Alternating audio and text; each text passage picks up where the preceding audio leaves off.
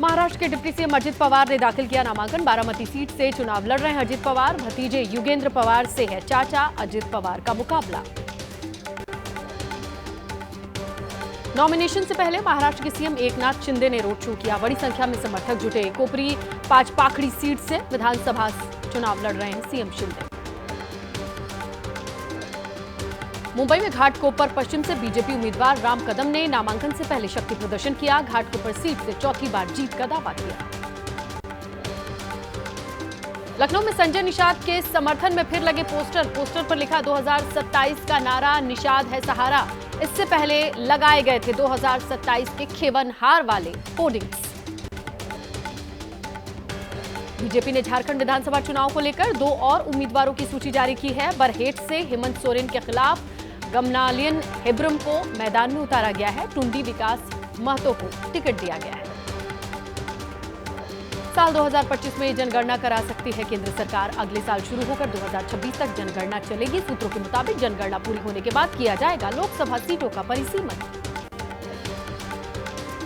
दीपावली से पहले देश को बड़ा गिफ्ट। प्रधानमंत्री नरेंद्र मोदी स्पेन के राष्ट्रपति पेड्रो सांचेज ने C295 विमान के निर्माण के लिए टाटा एयरक्राफ्ट कॉम्प्लेक्स का उद्घाटन किया। पीएम ने गुजरात को 4,900 करोड़ की सौगात दी। कॉम्प्लेक्स के उद्घाटन से पहले गुजरात के वडोदरा में पीएम मोदी ने स्पेन के राष्ट्रपति के साथ रोड शो किया। बड़ी संख्या में मौजूद लोगों ने स्वागत किया। पीएम मोदी ने भी अभिवादन किया। वडोदरा में पीएम मोदी ने रतन टाटा को याद किया। बोले, कुछ समय पहले देश ने महान सपूत रतन टाटा को खोया है। रतन टाटा आज हमारे बीच होते तो बहुत खुश होते। आज भारत योजना को लेकर स्पीड से काम कर रहा है। मध्य प्रदेश में 4% बढ़ाया गया सरकारी कर्मचारियों का डियरनेस अलाउंस। 46 से बढ़कर 50% महंगाई भत्ता हुआ। सीएम मोहन यादव ने घोषणा की। दिल्ली मेयर चुनाव में देरी को लेकर के बीजेपी का हंगामा। नेता विपक्ष राजा इकबाल, कुछ पार्षदों ने मेयर की कुर्सी पर लगाया दलित मेयर को कुर्सी पर बिठाओ वाला पोस्टर। जम्मू के अखनूर इलाके में सेना की एम्बुलेंस पर आतंकियों ने फायरिंग की। फायरिंग के बाद पूरे इलाके में सुरक्षा बलों ने घेराव किया। छत्तीसगढ़ के सूरजपुर में बुलडोजर एक्शन। दोहरे हत्याकांड के मुख्य आरोपी के घर और गोदाम पर बुलडोजर चला। कुलदीप साहू के हेड कांस्टेबल की पत्नी और बेटी की हत्या का आरोप है उन पर। बिहार के पूर्णिया से निर्दलीय सांसद पप्पू यादव को झारखंड के गैंगस्टर अमन साहू के गैंग के सदस्य ने धमकी दी। कहा, ज्यादा इधर उधर 3-5 करके टीआरपी कमाने के चक्कर में मत पड़ो, वरना रेस्ट इन पीस कर देंगे। यूपी के मुरादाबाद में नाबालिग लड़कियों से रेप के आरोपी से पुलिस की मुठभेड़ हुई। बलात्कारी के पैर में गोली लगी। एबीपी न्यूज से खास बातचीत में बोले दिल्ली के पर्यावरण मंत्री गोपाल राय। कहा, दीपावली के बाद दिल्ली को नहीं बनने देंगे गैस चैम्बर। आर्टिफिशियल बारिश से पोल्यूशन कम करेंगे। जगत गुरु रामभद्राचार्य ने बाल संत अभिनव अरोरा को मूर्ख बताया। बोले, वो कहता है कृष्ण उसके साथ पढ़ते हैं, शिष्टता नहीं है। क्या भगवान सिर्फ उसी के साथ पढ़ेंगे? हरियाणा और राजस्थान रोडवेज में छिड़े विवाद पर हरियाणा के परिवहन मंत्री अनिल विज का बयान। बोले, सेटल हो गया है मामला। छत्तीसगढ़ के बिलासपुर के कलर नकराना गांव में शराब के ठेके का विरोध हुआ है। ग्रामीणों ने सड़क पर उतरकर जाम लगाया। शराब के ठेके को हटाने की मांग। महाराष्ट्र के सतारा में पुलिस ने एक गाड़ी से पकड़ा 8 करोड़ रुपए का सोना और चांदी। इनकम टैक्स विभाग को जानकारी दी गई। मुंबई के बांद्रा रेलवे स्टेशन पर मची भगदड़। सीसीटीवी फुटेज आए सामने। ट्रेन में घुसने के लिए एक दूसरे को धक्का मुक्की करते नजर आए यात्री।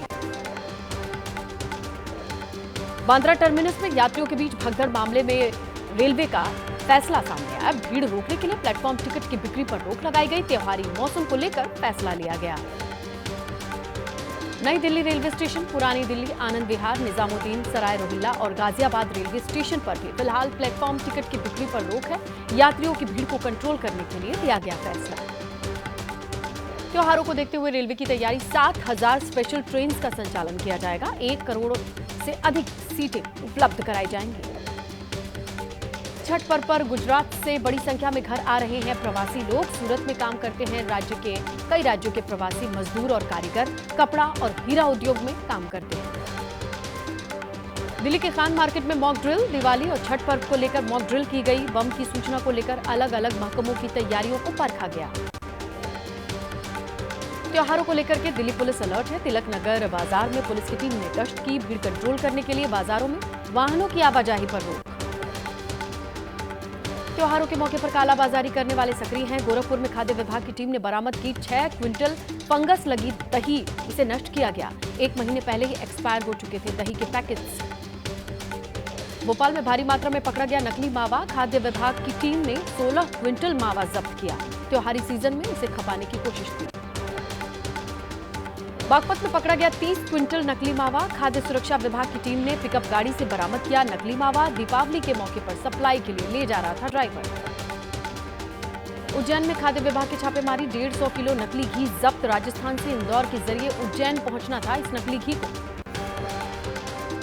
हैदराबाद के सुल्तान बाजार इलाके में पटाखा फैक्ट्री में आग से झुलसकर कई वाहन खाक हो गए। आसपास की दुकानें भी जली।